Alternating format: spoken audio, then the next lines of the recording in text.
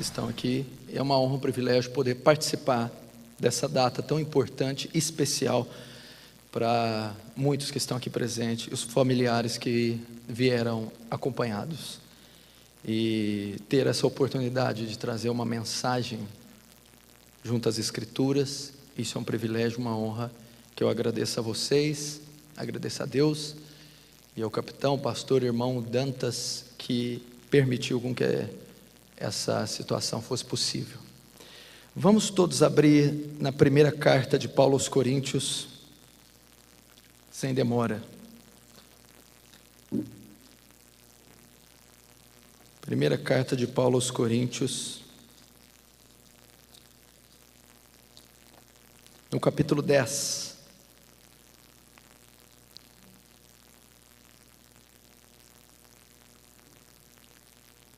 Primeira carta de Paulo aos Coríntios, capítulo 10, verso 31. Diz assim a palavra do Senhor: portanto, quer comais, quer bebais, ou façais outra coisa qualquer, fazei tudo para a glória de Deus. Agora abra comigo no Salmo 90. Salmo de número 90.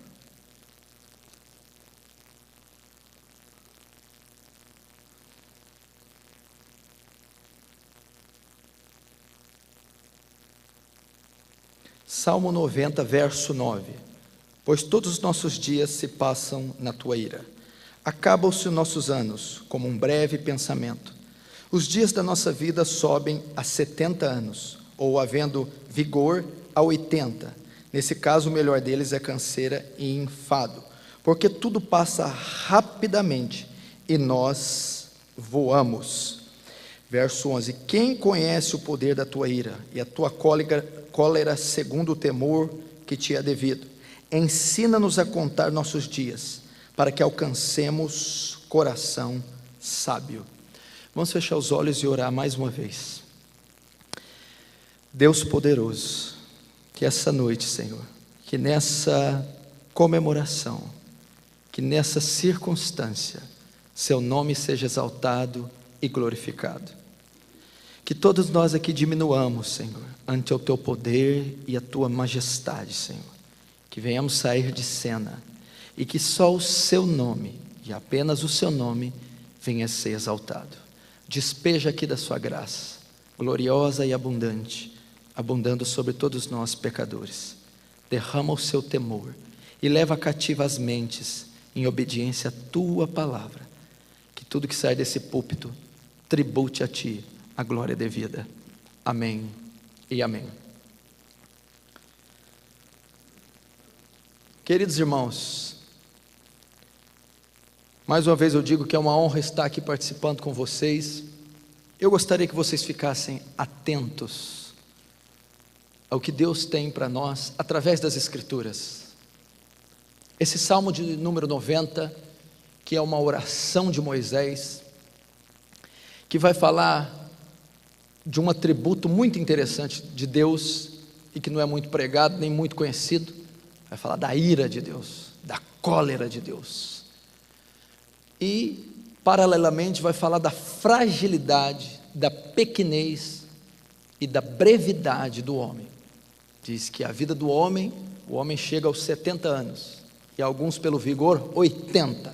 E o que passa disso é canseira e enfado. Esse texto então traz a pequenez e a fragilidade do homem, bem como a brevidade do homem e a brevidade da vida.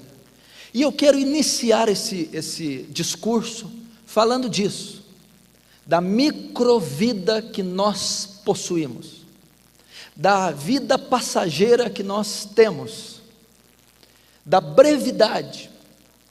O quão rápido passa a nossa vida, o quão rápido passam os anos, o quão rápido termina a nossa breve microvida. Nós devemos sempre ter isso em mente. O homem jamais pensa nisso. O homem ele tem a tendência de não se preocupar com o futuro. O homem é propenso a não pensar na morte, nem pensar que os dias dele vão terminar, mas invariavelmente isso ocorre todos os dias. E nós precisamos ter um senso de realidade, precisamos nos sensibilizar para esta verdade. A nossa vida passa e vai passar rápido. Em outra versão do Salmo 90 diz que a nossa vida passa como um conto ligeiro, é breve, ela vai passar. Outro dia você tinha 15 anos, 25, 32, 40, hoje você já tem 60, hoje você está caminhando para bem mais, e você nem viu esses dias passar, você mal desfrutou desses dias, e alguns já estão chegando próximo à sua aposentadoria, e a sua aposentadoria eterna, a sua aposentadoria para sempre. Então você olha para trás e você vê como aqueles dias áureos da sua infância, adolescência, da sua vida adulta, passaram como um raio, como um rastro de pólvora, foram breves. E o que a gente pode tirar disso, consciente da nossa vida, sabendo que a nossa vida é breve? O ser humano precisa atentar para isso, ele precisa acordar, ele precisa entender, ele precisa ter um choque de realidade, que a vida dele, a trajetória dele nessa terra é meteórica, é ínfima, é muito pequena. E você vê o que ocorre, em todos os séculos a história narra as guerras, os conflitos, as conquistas e as perdas por impérios e homens que se foram como poeira, que passaram e ficaram esquecidos no tempo, e não se achou mais o lugar dele, como o Salmo 103. E quando o homem tem consciência da brevidade da vida, que a vida passa, os valores dele podem mudar. Ele pode então passar a viver tendo em mente que a vida dele será rápida. Logo, o pensamento, o coração, a disposição de um homem que tem esse entendimento, ela invariavelmente pode caminhar para o bem. Por que eu estou falando isso? Porque nós estamos na cerimônia dos aspirantes. 4 anos atrás foi iniciado pelo Espadim. Foram 4 anos que testaram, 4 anos que prepararam e 4 anos que autenticaram o seu direito de ser aspirante. Você entrou aqui jovem, você iniciou ali a preparação, não seria talvez nem o início da sua carreira, mas a preparação para o início. Esses 4 anos foram marcados por muito estudo, esses 4 anos foram marcados por sacrifício familiar, sacrifício físico, sacrifício amoroso, sacrifício sentimental. Você teve que abrir mão de tempo, você teve que abrir mão de espaço, você teve que abrir mão de afeto, você teve que abrir mão de projetos paralelos. Foram 4 anos de confinamento numa base, foram 4 anos de andar e caminhar num só alvo, não em 5 ou em 10, um só alvo. Foram 4 anos de dor, de disciplina corporal, disciplina física, disciplina psicológica, disciplina sentimental. Você teve que transpor obstáculos, passar adversidades, intempéries, os altos e baixos, conviver com os seus próprios fantasmas pessoais, aos quais só você pode identificar quais são. E durante esses 4 anos, você lutou bravamente, insistiu, persistiu, pensou em desistir, pensou em voltar atrás, pensou em recuar, houve oposição, houve obstáculos, e durante esses 4 anos você caminhou debaixo dessa égide, debaixo dessa batuta das regras as quais foram impostas para esses 4 anos, para que você seguisse. Mas hoje termina esses 4 anos. Você que está aqui concluiu os 4 anos. Você venceu os obstáculos, você os superou, os transpôs, você os sobrepujou. Você venceu todas as crises que se desenharam e que se levantaram nesses 4 anos, quer físicas, espirituais, emocionais, familiares, psicológicas. Então você atravessa e você venceu, você superou, você concluiu a etapa inicial, ou você concluiu o teste que lhe foi proposto. E a conclusão desse teste te dá direito agora de iniciar o teu ofício, de iniciar agora aquilo que foi designado para que cada um se integre no seu chamado, na sua repartição, que está relativa ao oficialato. Você iniciou. E agora cada um vai seguir o seu caminho, vai seguir a sua meta, e vai aspirar a conclusão desse oficialato, vai aspirar o início, vai começar uma outra guerra, uma outra etapa, um outro horizonte, uma outra meta, agora mais sólida, mais madura, mais coerente, com um alvo mais definido, mais traçado. E muitos aqui vão desempenhar carreiras brilhantes. Pode ser que tenhamos entre nós aqui um homem ou uma mulher que vai ser a grande mente brilhante desse século. Talvez teremos aqui um grande líder militar, um grande líder político, um grande estadista, uma mente brilhante que essa nação está clamando por anos. A nossa história não é marcada por mentes brilhantes. Não temos a cultura russa, não temos a cultura germânica, não temos a cultura francesa, quer militar, política, social, econômica. A nossa cultura, infelizmente, apesar de termos grandes vultos do passado, não é das mais brilhantes. Mas quem sabe essa geração levanta um Marte, quem sabe essa geração levanta uma mente brilhante, levanta um vulto contemporâneo, levanta um líder que vai mudar a característica da nação.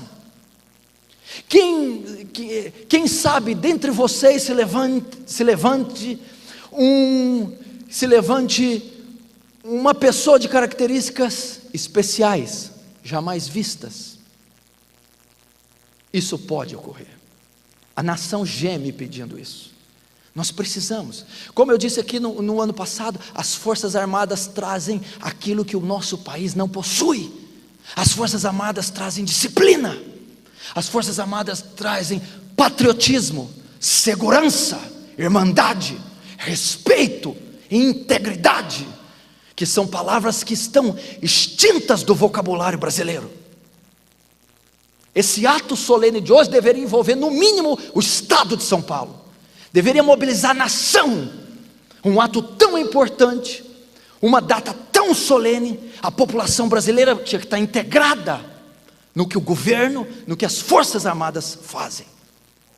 Assim eram as políticas de Stalin, de Che Guevara, desses grandes idealistas que envolviam a população nos ideais da nação, talvez de meios e modos errados, como a grande chacina do nazismo. Todavia era um patriotismo que a nossa nação não conhece. Então as Forças Armadas trazem isso.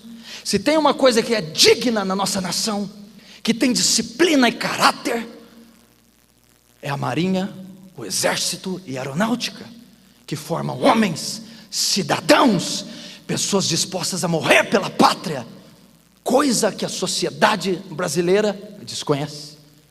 Então todo aquele que se integra nisso, que segue essa carreira, no mínimo vai virar um homem de bem.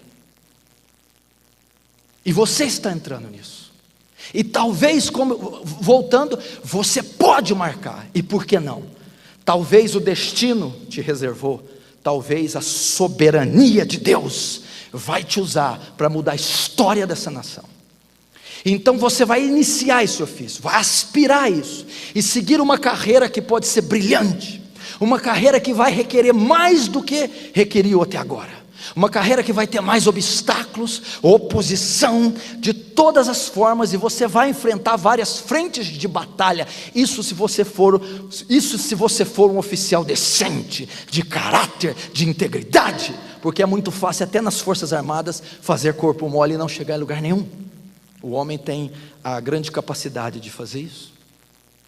Mas você pode marcar, pode ir longe, mas vai haver labor, vai haver lutas, vai haver obstáculos maiores do que você já enfrentou, e pode ser que você também os alcance, sobreponha e chegue no topo, que você talvez seja o Everest das Forças Armadas, que atinja o ápice e o clímax da sua carreira militar, não apenas um enchendo o contingente ou fazendo parte da massa estagnada, mas alguém que faça a diferença.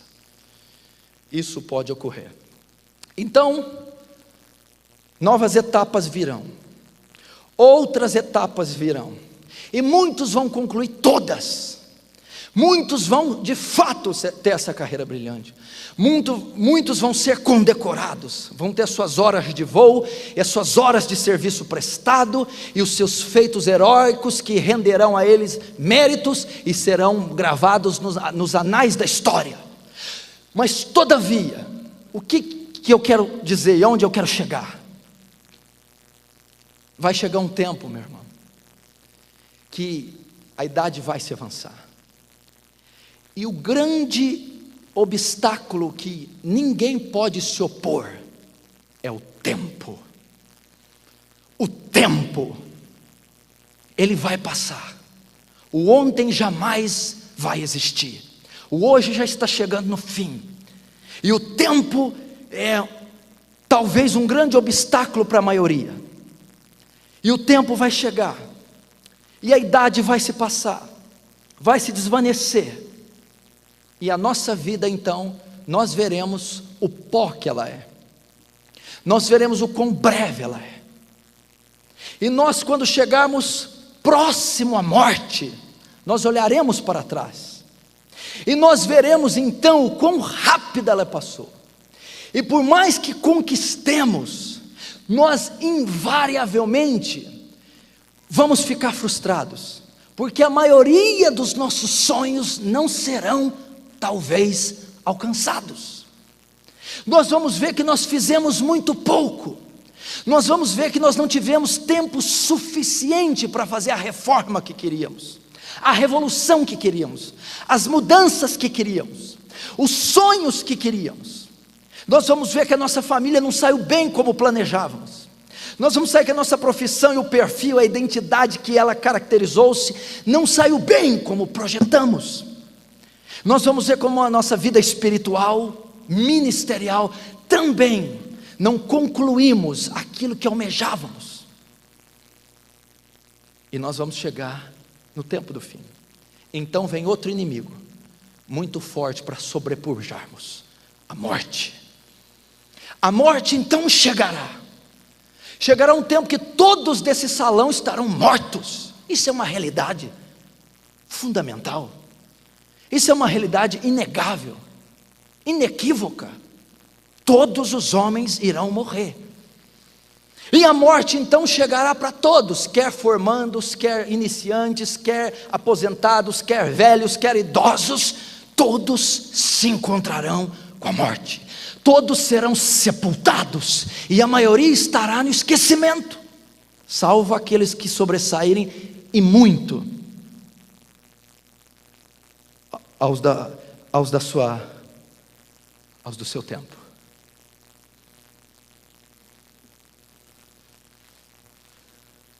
A morte virá. Então nós vamos ver como foi breve a vida de um homem. Não precisa abrir, eu vou ler um texto que diz isso. O Salmo 103 diz assim: pois Deus conhece a nossa estrutura e sabe que somos pó. Quanto ao homem, os seus dias são como a relva, como a flor do campo. Assim ele floresce, pois soprando nele o vento, desaparece. E não se conhecerá mais, e não se conhecerá daí em diante o seu lugar. O Salmo 104 fala a mesma coisa. No verso 28, diz assim: se lhes dá, eles recolhem, Deus. Se abres a mão, eles se fartam de bens, Deus sobre os homens. Se ocultas o rosto, eles se perturbam. Se lhes corta a respiração, morrem e voltam ao pó. Veja esses textos como eles refletem quão frágil é o homem. Quão frágil é a vida de um homem. Quão breve é 70, 80, e que passar de ser cancerígeno nos tempos dos Salmos, porque hoje 80 anos está batendo recorde. Então o que está falando da fragilidade, da brevidade, da microvida, da aposentadoria precoce de todo ser vivente, findando com o seu sepultamento. E todos nós aqui temos que ter em conta isso, da nossa brevidade e da fatalidade dos homens. Eles conhecerão a morte. Então, se todos têm essa consciência, que a vida é breve, passa como um raio, que ela é frágil e que todos serão sepultados e colocados no esquecimento, o homem tem que ter em mente algo enquanto vivo. O homem tem que viver para algo então enquanto vivo. E é o texto que eu iniciei. Paulo, escrevendo aos Coríntios, está tratando de sacrifícios, de alimentos sacrificados aos ídolos. E ele vai terminar dizendo: quer comais, quer bebais, quer façais qualquer outra coisa, fazei tudo para a glória de Deus. Paulo está explicando aqui que um simples copo d'água, uma simples comida deve ser digerida para Deus ser glorificado, para Deus ser exaltado, deve ter como fim a glória própria de Deus. Isso traz para nós o que? Nós estamos fazendo uma cerimônia com cristãos, estamos falando com cristãos, nós não estamos ensinando princípios de cristãos a não cristãos, nós estamos ensinando princípios de cristãos a cristãos. Significa que toda a sua vida deve convergir para um só propósito: Deus ser glorificado. Se você está recebendo o espadão hoje, se hoje você começa como aspirante, se você vai exercer toda a carreira que eu disse, se você vai ser a mente do século 21, se você vai ser o oficial brilhante, se você vai ser o cristão contemporâneo brilhante, se isso não convergir na glória de Deus, não é nada mais que pecado. Não é nada mais do que palha, vento, vapor que esvanece. A vida não tem o menor sentido sem Deus ser o centro. Nós não somos seres, meu irmão, nós não somos seres inanimados sem propósito. Não somos seres frutos do acaso que vivemos para comer, dormir e nos desintegrarmos. Nós não somos seres sem procedência, nós não cremos na evolução, nós não cremos que o universo é obra do acaso, é produto da mente engenhosa de Deus. Deus é o arquiteto e o artífice do universo, inclusive do homem. E Deus, quando criou os céus e a terra, quando arquitetou toda a ciência do universo, Ele o fez para a sua glória, para manifestar a criação, o seu louvor, o seu poder, a sua magnificência, a sua magnitude, o seu domínio, o seu saber. Logo, tudo que Ele fez dentro do contexto da criação deve tributar a Ele a glória, deve ser feito para a glória do seu próprio nome. Aquele que criou é aquele que desenha como as coisas devem ser. Então Ele te deu os talentos naturais, graça comum. Os talentos que você tem naturais. Se você é um manobrista de carro, há um grande professor. Se você é uma grande cozinheira, ou tem uma mente enciclopédica, uma mente invulgar, uma mente poderosa, Deus te deu esse talento. Até os incrédulos, até os que não conhecem a Deus, os ateus, todos os talentos naturais que eles possuem, isso vem pela graça de Deus. E todo esse talento, se não for convergido, revertido para a glória de Deus, pecado. Por isso que o ímpio, mesmo com boa intenção, ele peca. Mesmo quando o ímpio faz o bem, ele peca, porque o bem que ele faz não é visando a glória de Deus, é o bem que ele faz para ter a satisfação própria, a satisfação de si mesmo. Então, você vai começar uma nova carreira, um novo desafio, e possivelmente vai completá-la, e a sua vida depois vai passar. E por que eu estou dizendo isso? Porque uma vida tão curta, uma vida tão breve, uma vida tão rápida, não deve ser vivida para outra pessoa, a não ser a Deus, para Deus. Todo o nosso esforço vai terminar com rugas, vai terminar com doenças, infecções. Todo o nosso esforço vai terminar no esquecimento e na idade. Então nós não podemos olhar para trás e dizer: tudo que eu construí foi palha, foi feno, foi na areia. Eu fiz para promover o meu próprio ego, para promover minha própria carne. Eu não fiz visando a majestade de Deus, a glória de Deus, daquele que me formou e me criou. Meu irmão, o oficialato não é um fim em si mesmo, ele não é o começo de nada, nem o fim de nada. Se você vê onde está o império caldeu babilônico, se desfez, está no pó. Onde está o império medo-persa? Onde está Ciro o grande? Se desfez, morreu, envelheceu. Onde está o grande império de ferro romano? Sucumbiu, está em ruínas. Onde estão os czares russos? Onde está a Revolução Vermelha? Onde está Lenin, Stalin? Onde está o nazismo alemão? Onde está Adolf Hitler? Passou, terminou, envelheceu, foi morto, esquecido. Todavia, essa história desses reinados, impérios e homens não foram marcadas por vidas que viveram para a glória de Deus. Foram microvidas, foram impérios devastados, estão em ruínas. Todavia, breve como foram, curtas como foram, não foram vividas com o propósito de glorificar Deus, de exaltar Deus. Meu irmão, a oração do Pai Nosso, o que ela diz? Presta atenção para você entender.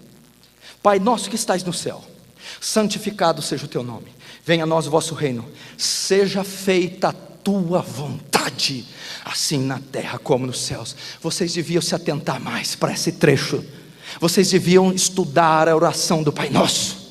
Esse texto, quando ele diz assim, Jesus está ensinando os discípulos a orar. Quando orareis, orareis assim: seja feita a tua vontade.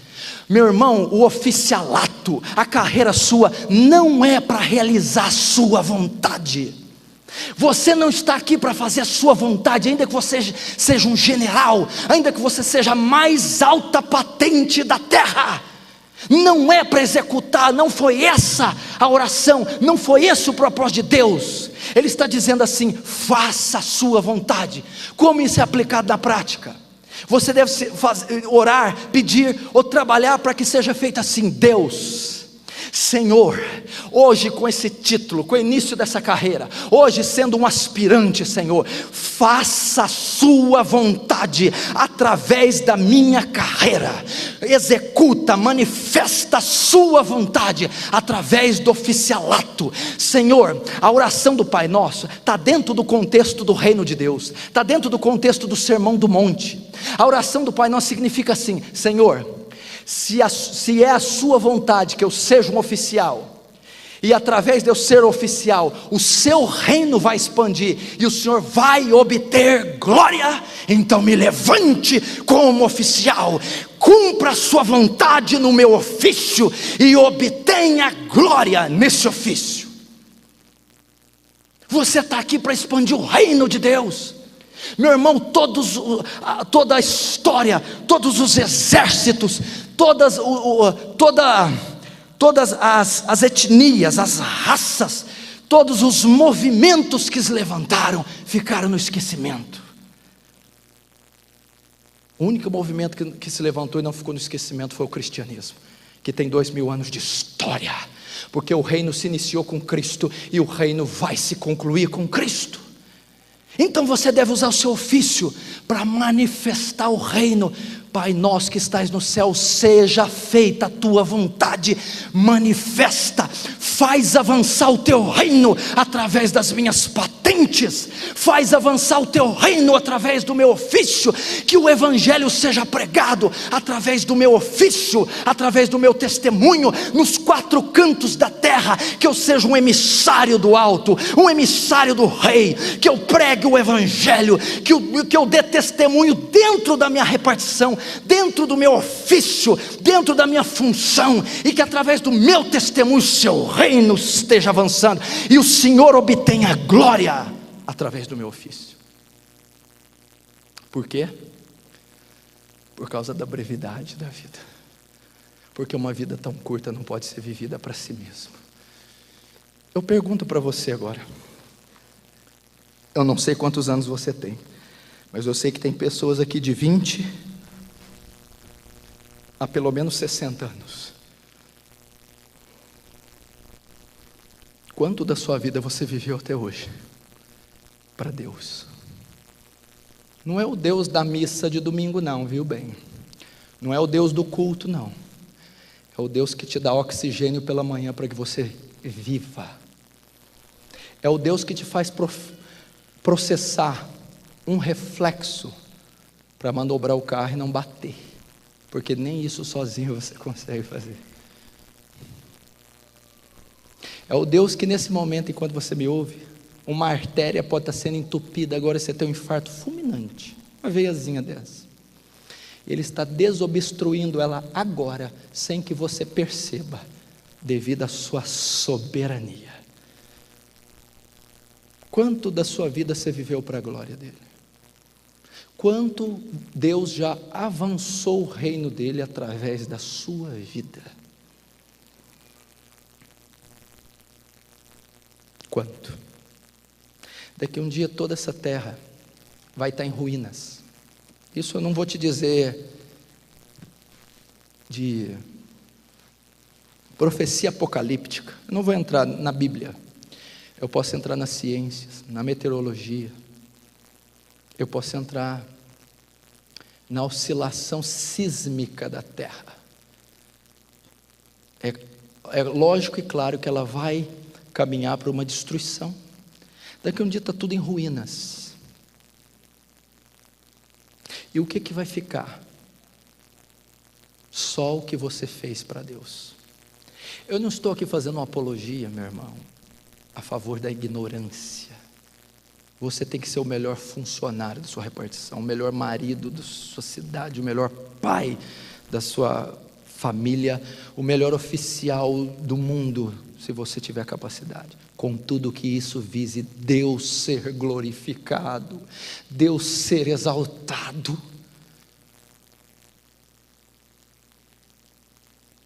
A nossa vida vai passar.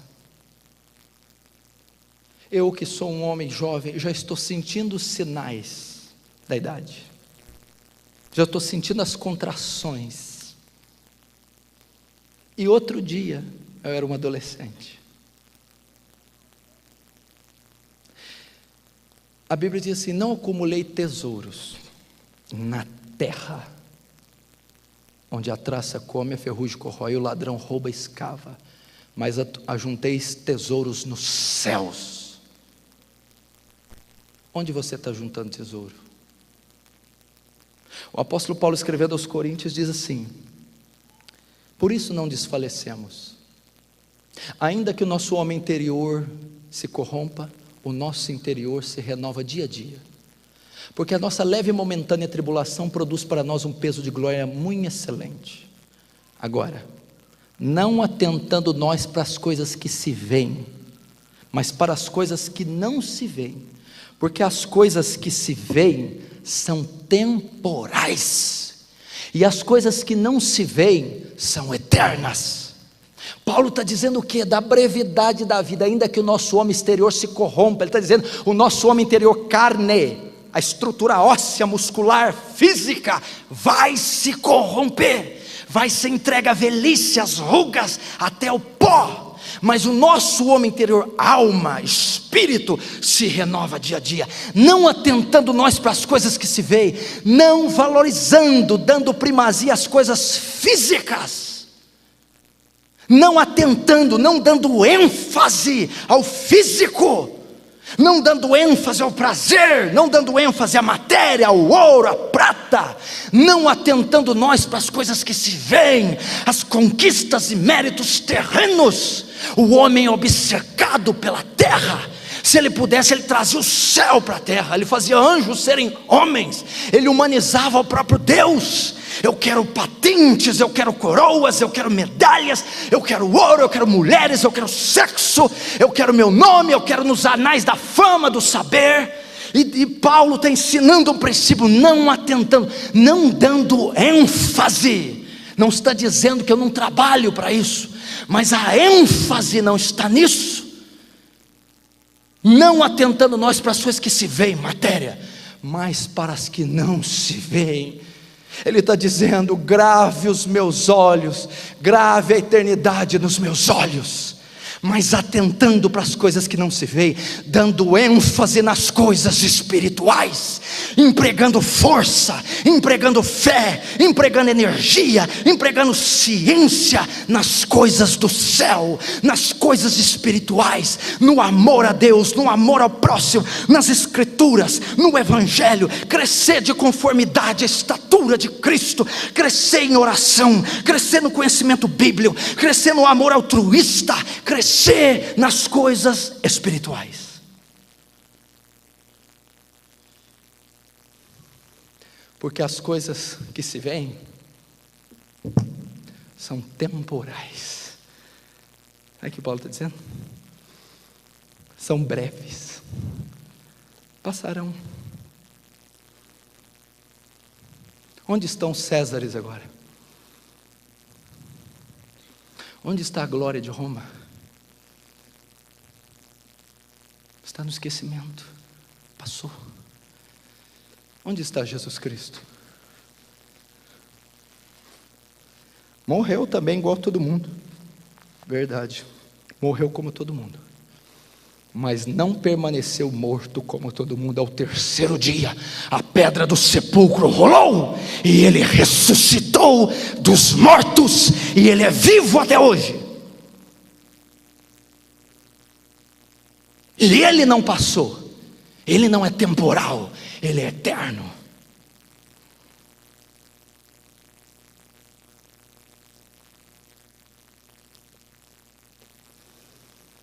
Porque as coisas que se veem são temporais, passageiras, corruptíveis, se corrompem, se degradam, se findam. Mas as coisas que não se veem são eternas. Deus você vê? Não, é eterno. O Filho você vê? Jesus Cristo? Não, é eterno. O Espírito você vê? Não, é eterno. O céu você vê? Não, é eterno.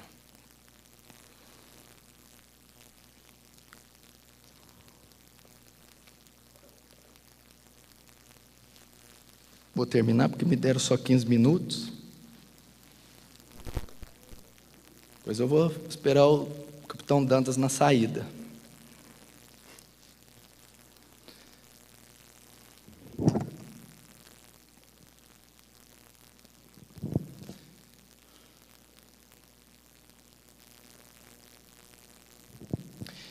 Eu quero terminar dizendo, meu irmão,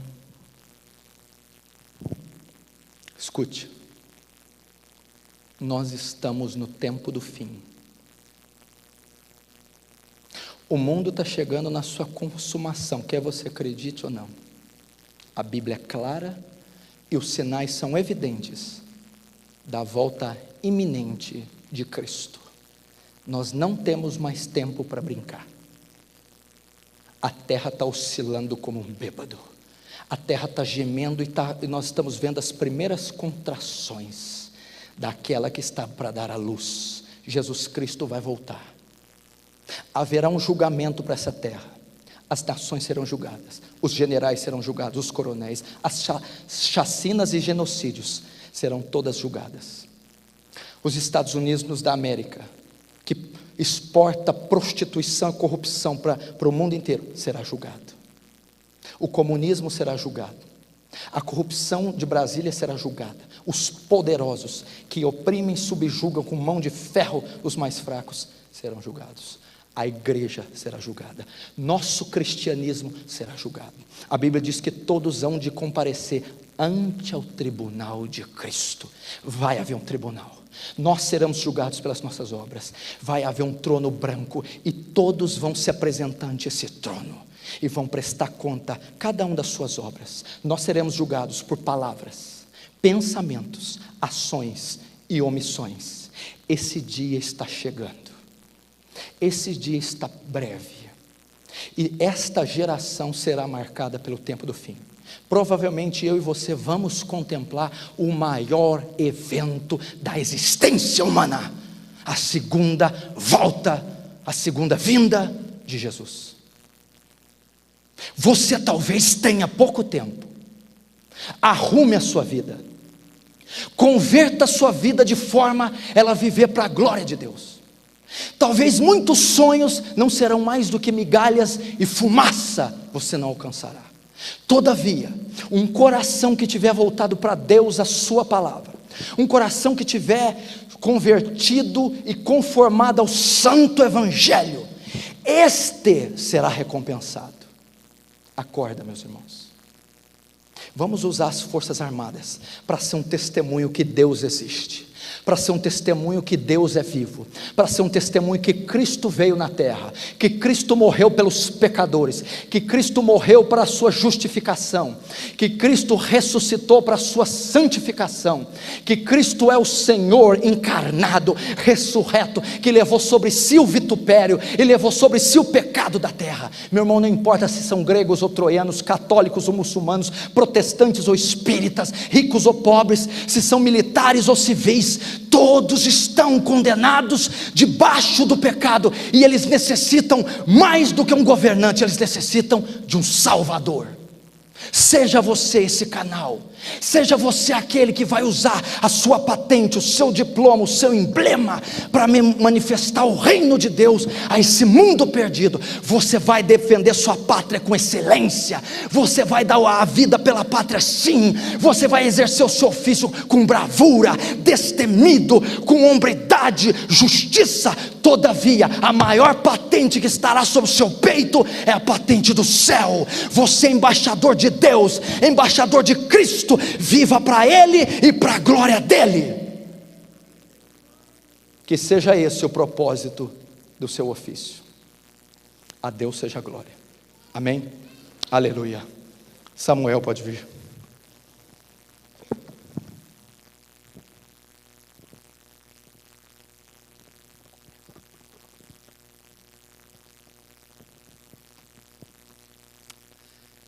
Bom, que pelotão que nós temos aqui, hein? Se vocês quiserem, vocês podem fazer um estrago, hein? Físico, espiritual e nuclear. Só que faz um estrago para o bem, viu? Faz favor. Vamos orar então, fecha os olhos. Deus, aqui estão, Senhor, soldados, membros de uma academia, mas mais do que isso, soldados do céu, eleitos do Senhor, escolhidos e salvos pela graça, embaixadores do seu reino, que agora vão, Senhor, que agora estarão inseridos nos quatro cantos dessa nação, Deus. Pai, eles já receberam agora, Deus, a patente, as condecorações dos homens. Deus, traz agora a sua condecoração, Carimba, Senhor, esse diploma, esse espadão, Senhor. Coroa esses jovens. Sela eles com teu poder. A palavra do Senhor diz: e recebereis poder, e ser-me-eis minhas testemunhas, tanto em Jerusalém como na Judéia e Samaria, e até os confins do mundo. Que esse poder revista agora, Senhor, esses aspirantes, que a graça seja despejada sobre eles, que o Senhor conduza eles nos seus caminhos, onde quer que eles estejam, com quem seja que eles estiverem, Senhor. Guarda-os, dirige-os, dá sabedoria, dá graça a esses oficiais, Senhor, que eles sejam testemunhos vivos do seu poder, da sua misericórdia nessa nação, e que sejam, Senhor, excelentes profissionais, homens e mulheres destros, hábeis, inteligentes, de caráter, que representem essa pátria, essa nação, com integridade. Eu os abençoo como pastor, em o nome do Senhor Jesus, amém. E aonde vocês forem, Brasil afora, desde o sul até o norte do país, que todos possam ver que o nome de Deus é glorificado através do seu ofício.